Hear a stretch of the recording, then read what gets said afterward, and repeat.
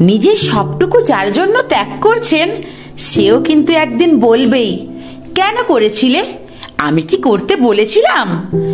সমস্ত সমস্যায় তার পাশে থাকার পরেও একদিন কিন্তু শুনতে হবেই, আমার সমস্যা আমি মিটিয়ে নিতে পারতাম, তুমি না থাকলেও চলতো। তার সমস্ত হারিয়ে যাওয়া সম্পর্ককে চেষ্টা করে তার কাছে ফিরিয়ে দেওয়ার পরও আচমকা সে বলবে আপনিই নাকি তাকে একা করে দিতে চান।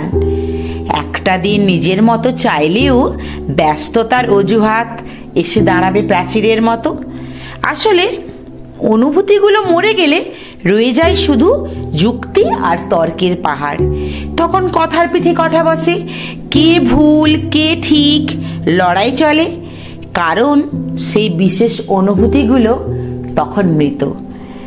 তাই যার জন্য সবটুকু ছাড়ছেন সেও কিন্তু একদিন বলবে স্বার্থপর। সেটা বুঝে নিয়েই ত্যাগ করুন, কষ্ট কম পাবেন। কারণ আমরা মুখে যতই বলি এক্সপেকটেশন রাখি না, আসলে ভিতরে ভিতরে কিছু চাওয়া তো রয়েই যায়। একটা একলা সন্ধি, একটা নিশ্চিন্ত বিকেল, হয়তো তখনও চেয়েই যাই মনে মনে।